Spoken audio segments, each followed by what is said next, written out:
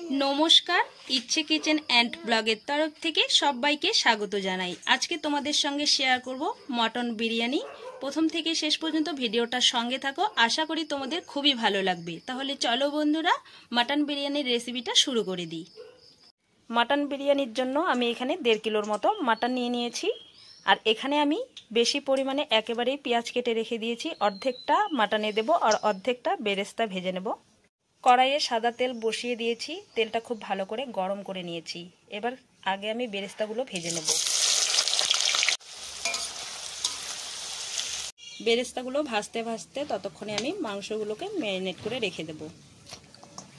দিয়ে দিচ্ছি ধনে বাটা, জিরা বাটা, দিয়ে দিচ্ছি শুকনো লঙ্কা, কাঁচা লঙ্কা বাটা, দিয়ে দিচ্ছি 2 চামচের মতো রসুন বাটা, বড় চামচের 2 চামচ, দিয়ে দিচ্ছি আদা বাটা, দিয়ে দিচ্ছি পরিমাণ মতো হলুদ গুঁড়ো, দিয়ে দিচ্ছি স্বাদ বুঝে লবণ, দিয়ে দিচ্ছি ফেটিয়ে রাখা টক দই, 150 গ্রামের মতো টক দই আমি ফেটিয়ে নিয়েছি, দিয়ে দিলাম। দিয়ে দিচ্ছি বাড়িতে বানানো বিরিয়ানি মশলা, কাশ্মীরি রেড চিলি লঙ্কার গুঁড়ো, দিয়ে দিচ্ছি গরম মশলার গুঁড়ো, সবার শেষে দিয়ে দিচ্ছি সর্ষের তেল, দিয়ে দিচ্ছি 2 চামচের মতো কেওড়ার জল। এবার ভালো করে মেখে নেব।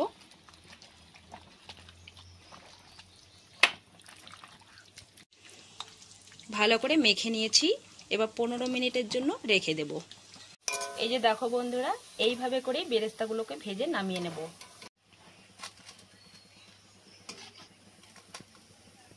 সবগুলো বেরেস্তাই আমি ভেজে নিয়েছি। এই যে দেখো, নামিয়ে নিচ্ছি। এবার বেরেস্তা ভাজা তেলটার মধ্যেই আমি হলুদ লবণ মাখানো আলুগুলোকে ভেজে নিচ্ছি।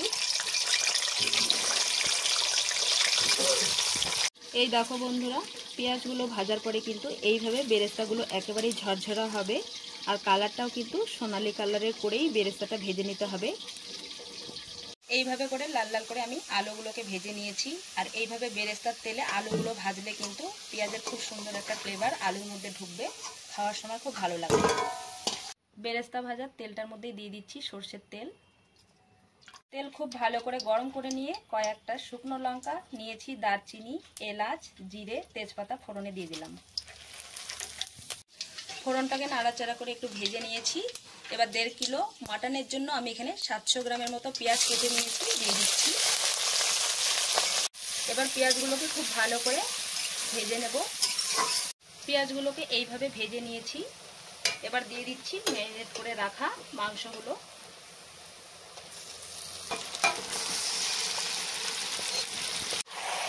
এবার খুব ভালো করে নেড়ে নেব একটু।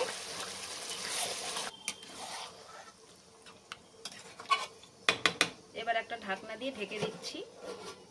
বিরিয়ানির জন্য আমি এখানে 1.5 কিলোর মতো বিরিয়ানির চাল নিয়ে নিয়েছি। এই দেখো, এরকম লম্বা লম্বা বিরিয়ানির জন্য চাল নিয়ে নিতে হবে। এবার খুব ভালো করে বিরিয়ানির চালটাকে জল দিয়ে ধুয়ে 15 মিনিটের জন্য ভিজিয়ে রাখবো। ঢাকনাটা খুলে একটু নেড়ে চেড়ে দেব। মাঝে মধ্যে ঢাকনাটা খুলে একটু নাড়াচাড়া করে নিতে হবে। মাংস খুব ভালো করে কষিয়ে নিয়েছি। এবার ভেজে রাখা আলুগুলো দিয়ে দিচ্ছি।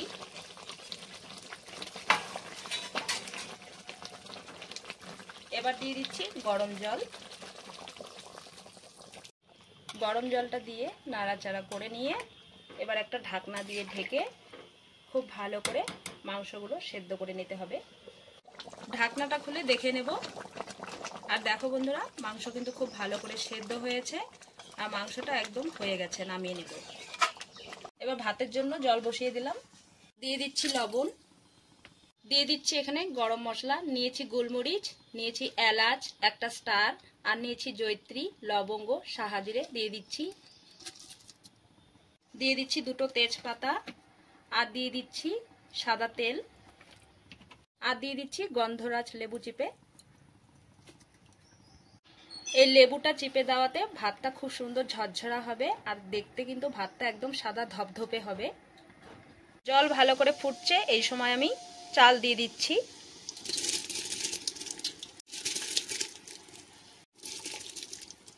ভালো করে নেড়ে দেব। 80-90% মতো ভাতটাকে সেদ্ধ করে নিয়েছি। এই অবস্থাতে নামিয়ে আমি ভাতের মার ঝরিয়ে নেব। এবার একটা বড় গামলা নিয়ে নিয়েছি বিরিয়ানির লেয়ার দেওয়ার জন্য। সবার প্রথমে আমি দিয়ে দিচ্ছি ঘি। খুব ভালো করে ঘিটাকে মেখে নিতে হবে গামলার মধ্যে। এবার ঘির উপরে দিয়ে দিচ্ছি টক দই।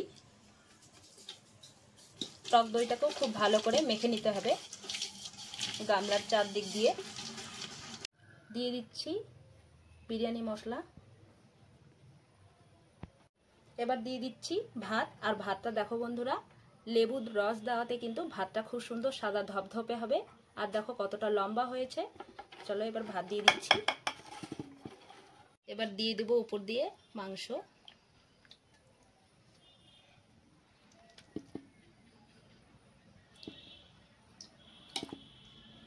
এবার দিয়ে দিচ্ছি ভেজে রাখা বেরেস্তা।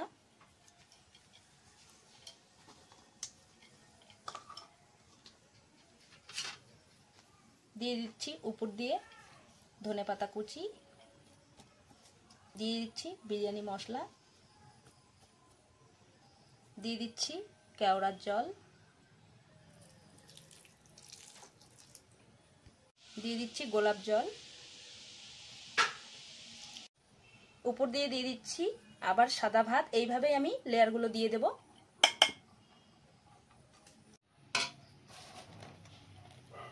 দিয়ে দিচ্ছি বেরেস্তা। আবারও দিয়ে দিচ্ছি উপর দিয়ে সাদা ভাত।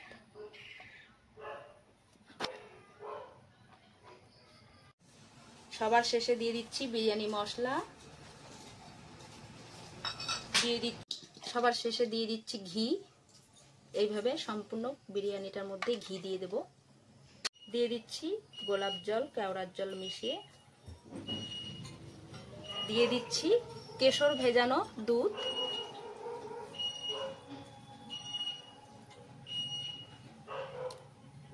এবার একটা ঢাকনা দিয়ে ঢেকে দেব। গ্যাসে আমি একটা রুটি বানানোর তাওয়া খুব ভালো করে আগের থেকে বসিয়ে রেখেছি, গরম করে নিয়েছি। এবার বসিয়ে দিচ্ছি উপরে, চাটুটার উপরে বসিয়ে দিচ্ছি বিরিয়ানির গামলাটা। 5 মিনিটের জন্য হাই ফ্লেমে বসিয়ে রেখে দেবো 5 মিনিটের জন্য। তারপরে 25 মিনিট আমি একেবারে লো টু মিডিয়ামে ভালো করে বিরিয়ানিটাকে দম করে নেব। 30 মিনিটের জন্য দমে বসিয়ে রেখেছিলাম। এবার গ্যাস বন্ধ করে 5 মিনিটের মতো রেস্টে রেখে দেবো। 5 মিনিট পর ঢাকনাটাকে খুলে নিচ্ছি।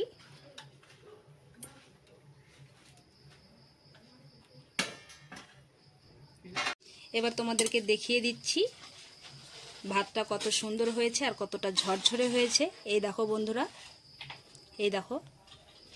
চলো এবার একটা প্লেটে তুলে নিই।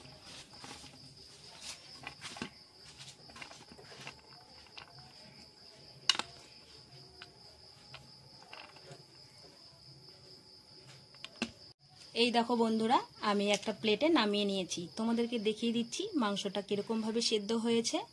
এই দেখো বন্ধুরা, ধরলেই কিন্তু খুব সুন্দরভাবে মাংস একেবারে গলে যাচ্ছে, ভেঙে যাচ্ছে।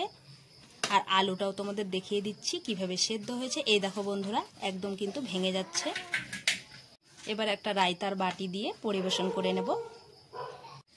আজকের বিরিয়ানির ভিডিও তোমাদের কেমন লেগেছে কমেন্ট বক্সে জানাতে একেবারেই ভুলবে না। ভালো লেগে থাকলে লাইক, কমেন্ট, শেয়ার করে দিবে। চ্যানেলটিতে নতুন হয়ে থাকলে সাবস্ক্রাইব করে আমার পাশে থাকবে। আজকের মতো ভিডিওটা এখানেই শেষ করছি। আবার দেখা হচ্ছে নতুন রেসিপির সঙ্গে। তোমরা ভালো থেকো, সুস্থ থেকো।